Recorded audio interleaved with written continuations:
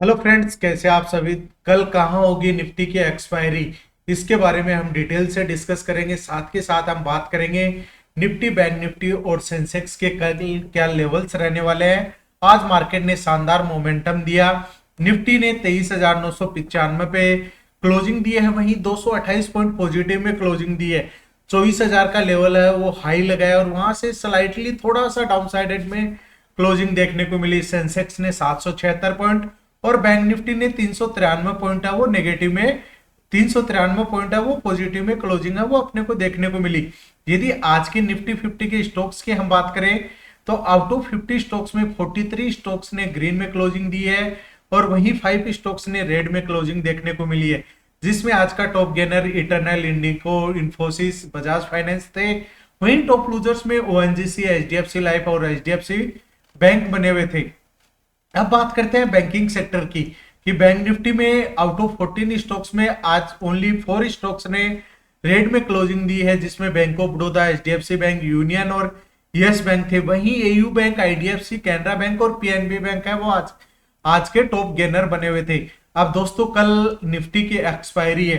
Expiry में हमें किस तरीके से ट्रेड का सेटअप है वो बनाना चाहिए, क्योंकि एक्सपायरी वाले दिन क्या होता है कि हम जो भी कॉन्ट्रैक्ट बाय करते हैं उसको उसके एक्चुअल प्रीमियम पे आना होता है, यानी कि उसका एक्चुअल प्राइस क्या है।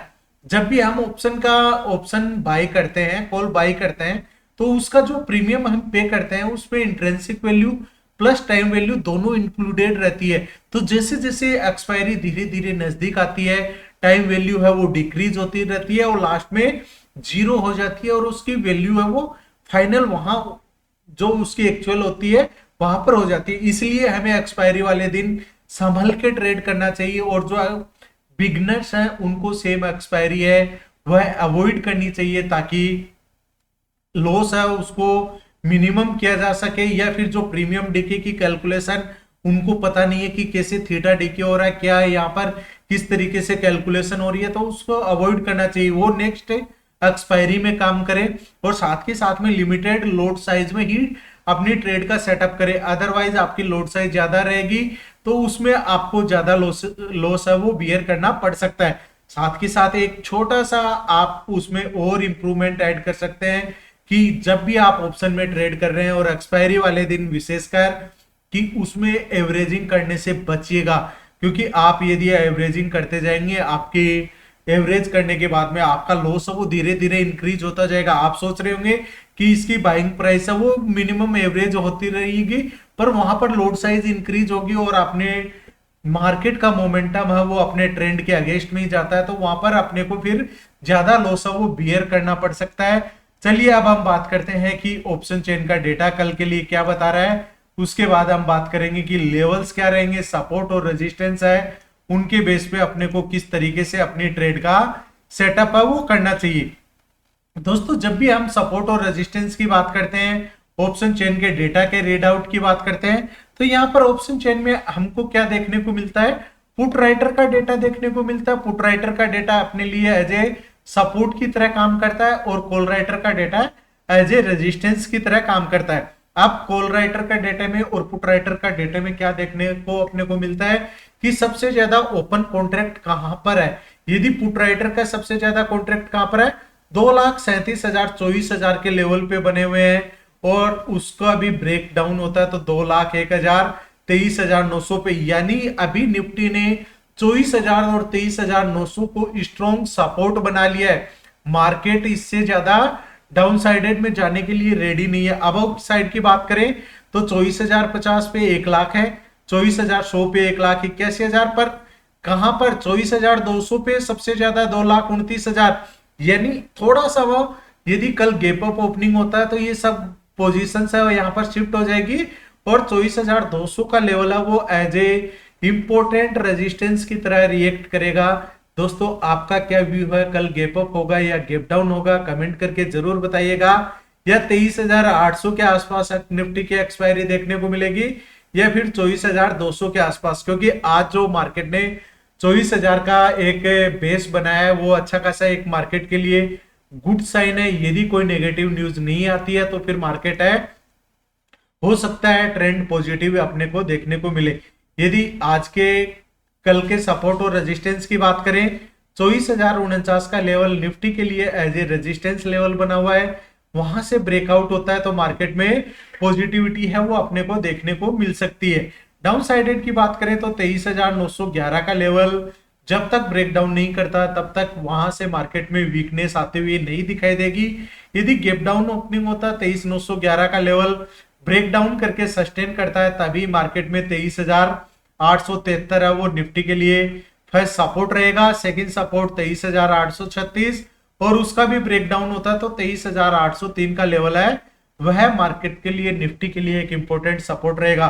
दोस्तों यदि आपको 3 डेज का फ्री लर्निंग कोर्स चाहिए तो फ्री डीमेट अकाउंट ओपनिंग का लिंक है वो आप मुझे व्हाट्सएप पर मांग सकते हैं। 6350 245 094 पे व्हाट्सएप करें और लिंक लेकर यदि आप डीमेट अकाउंट ओपनिंग करते हैं तो आपको फ्री लर्निंग क्लास है वो प्रोवाइड की जाएगी। अबव साइड के लेवल्स की बात करें तो 24,077 का लेवल सेकंड रेजिस्टेंस रहेगा। वहां से भी यदि ब्रेकआउट होता है तो 24,105, 24,140 और 24,190 निफ्टी के लिए एज ए स्ट्रॉन्ग रेजिस्टेंस की तरह काम करते हुए दिखाई देंगे। दोस्तों आज मार्केट ने भी अच्छा खासा मोमेंटम दिया था तो जब तक आप को क्लियर कोई भी ब्रेकआउट या ब्रेकडाउन नहीं देखने को मिले तब तक आप हमेशा अपना सेटअप और उस सेटअप को फॉलो करिए। कोई भी सेटअप आप बनाते हैं उसको हमेशा फॉलो करके हुए ही अपनी ट्रेड का सेटअप बनाइएगा ताकि आपको वहां पर ज्यादा से ज्यादा उसका बेनिफिट है वो देखने को मिले। क्योंकि यदि फर्स्ट 5 मिनट की स्ट्रेटजी भी हम देखते हैं तो यहां तक भी मार्केट ने ब्रेकआउट नहीं दिया था पर जब भी सपोर्ट पे आता है अबव साइड से रिजेक्शन आएगा तो सपोर्ट पे आएगा, सपोर्ट से अबव की साइड और यहां पर मार्केट ने पूरा का पूरा टाइम स्पेंड किया और प्रीमियम डीके है वो देखने को मिला। बात करते हैं सेंसेक्स की कि कल सेंसेक्स है वो किस तरीके से कामकाज देखने को मिलेगा। क्योंकि आजकल दोस्तों क्या देखने को मिल रहा है कि निफ्टी और सेंसेक्स का पैटर्न है वह अपने को एज ए सेम सा पैटर्न है वो देखने को मिल रहा है। आज 776 पॉइंट है वह अपने को अबव की साइड में क्लोजिंग है वो सेंसेक्स में देखने को मिली। अभी के लिए 77,085 का लेवल एक स्ट्रॉन्ग रेजिस्टेंस रहेगा। यदि गैप अप ओपनिंग होती है तो यहां पर अपने को क्या देखना है, क्या कोई स्पिनिंग कैंडल, हैंगिंग मैन या शूटिंग स्टार कैंडल बन रही है, कोई भी ट्रेंड रिवर्सल की कैंडल यदि बनती है और उसका एक्टिवेशन होता है तो फिर मार्केट 76,883 का जो आज की क्लोजिंग है वहां तक अपने को वापस से देखने को मिल सकता है। और वहां से भी यदि ब्रेकडाउन होता है तो 76,633 का लेवल इंपोर्टेंट सपोर्ट की तरह काम करेगा। और गैप डाउन होता है 76,633 का ब्रेकडाउन करके सस्टेन करता तो फिर 76,488 सेंसेक्स के लिए एज ए इंपोर्टेंट सपोर्ट रहेगा। और वहां से भी ब्रेक डाउन कंटिन्यूसली रहता है तो 76,219 और 76,058 ये एक इंपोर्टेंट सपोर्ट की तरह काम करेंगे। दोस्तों अभी यूएस और ईरान का जो वॉर चल रहा था उसमें भी थोड़ी नरमी है वह यूएस की तरफ से देखने को मिली है, इसीलिए मार्केट में मोमेंटम आता हुआ दिखाई दिया। और 77,085 का लेवल ब्रेकआउट करता है तो 77,231 का लेवल फर्स्ट रेजिस्टेंस रहेगा। सेकंड रेजिस्टेंस 77,361 और वहां से भी ब्रेकआउट होता है तो 77,507 और 77,660 का level as a important resistance की तरह काम करेगा। दोस्तों इन लेवल्स को आप अपने चार्ट पे मार्क करके रखिएगा ताकि लाइव मार्केट में भी किस तरीके से काम करते हैं उसके बारे में आपको पता लग सके। अब बात करते हैं बैंक निफ्टी की। बैंकिंग सेक्टर कल किस तरीके से काम करने वाला है। यदि 57,222 का लेवल ब्रेकआउट कर जाता है वहां पर मार्केट सस्टेन कर जाता है तो फिर इंट्राडे में पॉजिटिविटी है वो अपने को देखने को मिल सकती है, जिसका फर्स्ट रेजिस्टेंस रहेगा 57,346, सेकंड रेजिस्टेंस 57,510 और वहां से भी यदि ब्रेकआउट कंटिन्यूसली रहता है तो 57,663 तक के लेवल्स है वो आते हुए देखने को मिल सकते हैं। और डाउनसाइडेड के लेवल्स की बात करें तो 56,939 का लेवल यदि ब्रेक डाउन कर जाता है वहां पर सस्टेन होता है तभी मार्केट में वीकनेस है वो आती हुई दिखाई देगी, जिसका फर्स्ट सपोर्ट रहेगा 56,786, सेकंड सपोर्ट रहेगा 56,674 और वहां से भी यदि कंटिन्यूसली डाउनफॉल रहता है तो 56,510 बैंक निफ्टी के लिए एक इंपॉर्टेंट सपोर्ट की तरह काम करेगा। दोस्तों चैनल को अभी तक सब्सक्राइब फॉलो नहीं किया है तो जरूर करिएगा और अपने दोस्तों के साथ रेफर करिएगा। धन्यवाद दोस्तों, जय हिंद जय भारत।